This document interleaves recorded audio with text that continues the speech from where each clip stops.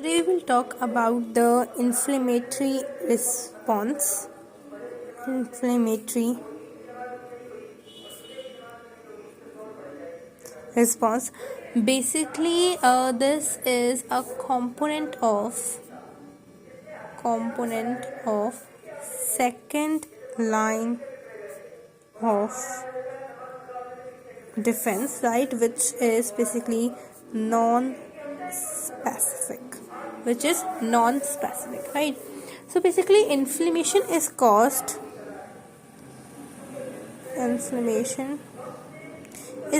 by any kind of injury, right? Any physical injury too, like any physical injury, or you can say it was caused by any kind of scratch, any wound, or you can say by like if you get hurt by a pin too, it may be caused by that inflammation, or any if any pathogen enters, it causes inflammation, right? Now we have basically two types of inflammation. We have two types of inflammation. Basically, the first is known as localized, or you can say specific inflammation. Okay, now what happens in this? Basically, the inflammation gets into the specific place at which there is where we got the wound, or like wherever, like on that particular place,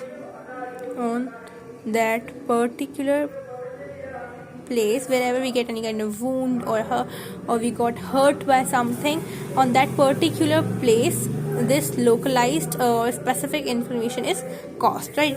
Now our second is basically systematic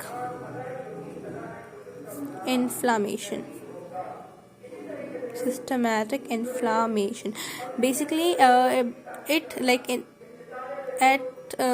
systematic inflammation, at the at that particular place, plus the surrounding cells to get that inflammation. So if you get inflammation on that particular spot, a particular place, now that is localized inflammation. If you get inflammation on on that particular place, plus their surrounding cells, the environment too, then that is systematic inflammation, right? Now basically, it is divided into duration basis too, like according to duration, right? Now first is acute, right? Basically, acute is for the very short duration of time,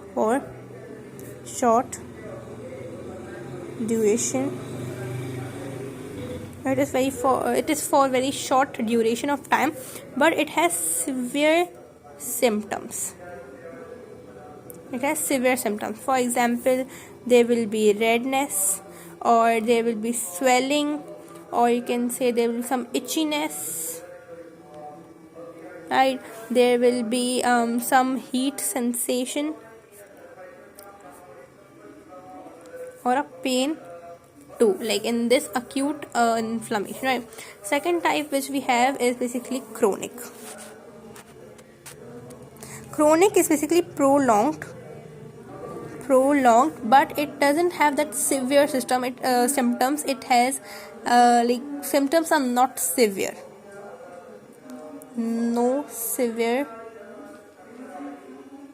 symptoms, right? Basically, this chronic inflammation leads to CVD. Now what is this CVD stands for cardiovascular disorder. CVD stands for cardiovascular disorder, right? Basically, if there is inflammation in lungs, it is known as asthma, right? If there is inflammation in kidney, then it is known as kidney failure. Right, now let us talk about this inflammation. We consider that this is a cell, and this, like we have discussed, that this inflammation is called, like inflammation is basically caused by any kind of injury. Right, consider that this is a injured cell. This is a cell which is basically injured. Right, and at the surrounding of this cell there are blood vessels, basically other cells too. Now what will happen when this cell will get injured? It will release histamine. It will release histamine, which is basically responsible for the vasodilation. Due to the releasation of this histamine, the blood flow will increase. Right, there will be increased flow of heat too, and there will be the increase in permeability of blood vessels capillaries, like increase in permeability of blood capillaries. Now what does that mean?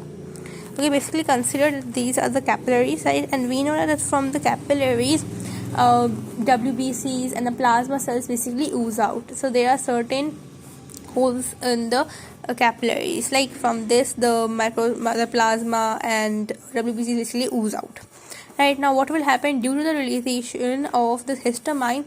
These pores will be enlarged. Like, must remember that I am talking about the capillaries, right, at the capillary level, and here it is, like in the environment, it is interstitial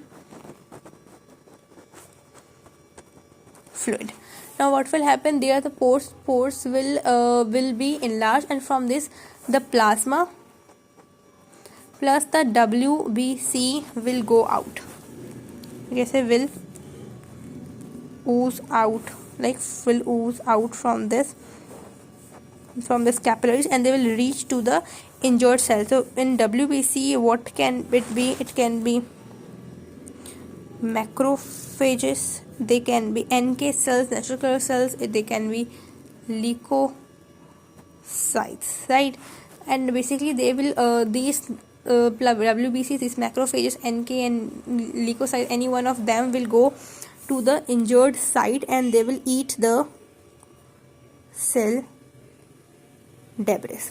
Now how inflammation is caused? Basically this inflammation is caused by the realization of this plasma too. Like whenever there is increase in permeability,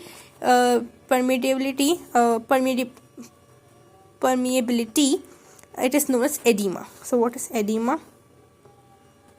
Increase in permeability,